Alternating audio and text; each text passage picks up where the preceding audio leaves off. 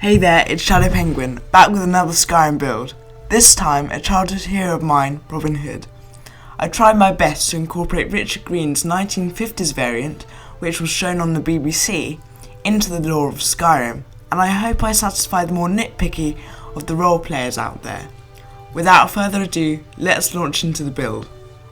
Robin Hood was born into the ruling family of Markarth as the elder of two brothers, and it was expected that he'd take over the famous stone sea to power and become the Jarl.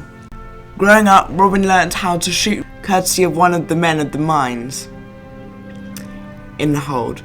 However, this was ridiculed by his family, as the longbow was seen as a weapon for commoners. The blade was the true weapon of the aristocracy, as it was with the blade that matters of honour was settled in the old way by men of rank. On the whole, he had a good relationship with his younger brother Igmund. Growing up, both were able to solve complex mathematical and abstract problems, as both had an equally sharp intellect and a thirst for knowledge. However, whereas Igmund favoured a more pragmatic approach to certain things, Robin tended to be more compassionate and took more interest in the daily lives of the poorer citizens of Markarth. It was due to this reason that Robin eventually went off to fight the Great War against the Aldmeri Dominion, as he realised what awaited both Skyrim and his beloved city if the supremacist Thalmor took over the province. After the war, and the signing of the White Gold Concordat, Robin returned to Markarth, shaken by his experience, but very much alive, and ready to take the Stone Sea to power in Understone Keep. However, he was met with wary hostility by his brother, who judged that in the fragile political climate, an Empire war hero had no place in Markarth, especially given the heavy Thalmor presence.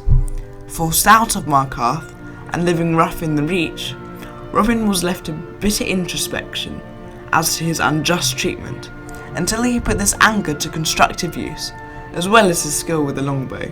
He turned to ambushing Imperial gold shipments and distributing them among the poorer citizens of Markarth. Eventually, the Jarl and the Imperial Legate had enough, so they set a shipment as decoy. As Robin slew the small number of Imperial scouts who were guarding the chest, 20 fully armoured legionnaires leapt out of the chest and demanded our build's surrender. Left with no choice, Robin was carted off to Helgen to await execution. From there, your story begins. So the stat spread for this build is 50% health and 50% stamina.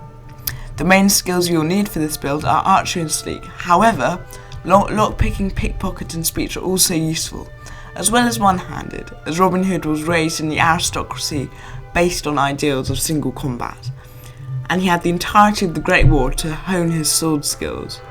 In the archery purgatory, all 5 ranks of overdraw will be used to counter the poor damage profile of the longbow, as well as both ranks of steady hand. This is very important, as the longbow's main advantage over more powerful bows such as Daedric and Ebony, not to mention Dragonbone, is its quick fire rate, so you'll need to use the steady hand to fire as soon as the bow is fully drawn. All of the sneak left hand side perks are necessary apart from Shadow Warrior, and on the right hand side you're going to be giving Assassin's Blade a miss, since you aren't going to be doing many stealth attacks with the dagger.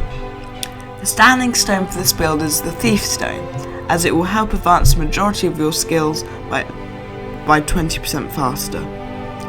The gear you'll need is the green variant of clothes and a cowl, fur boots, and most crucially, a longbow. The playstyle for this build is equally flexible to a stealth archer or a combat archer. If in a stealthy situation, you can use your high pickpocket skill to relieve your foes of their armour and weapons to even the odds a little, and you can even insta-kill those pesky forsworn Briarhearts by taking their Briarheart out of their inventory. If things go south, your fire rate is still high enough to take on most foes, as long as you have enough arrows to keep strafing. The quests you must do for this build are the main quest, the Civil War, of course on the side of the Stormcloaks, and destroy the Dark Brotherhood. So despite the playstyle of this build, you must under no circumstances join the Thieves Guild, as they are viewed by our build as immoral and parasitical. Thank you very much for watching. Like and subscribe for more content. Next week, I'll be covering one of my favourite book characters, Grimalkin from the Spook series.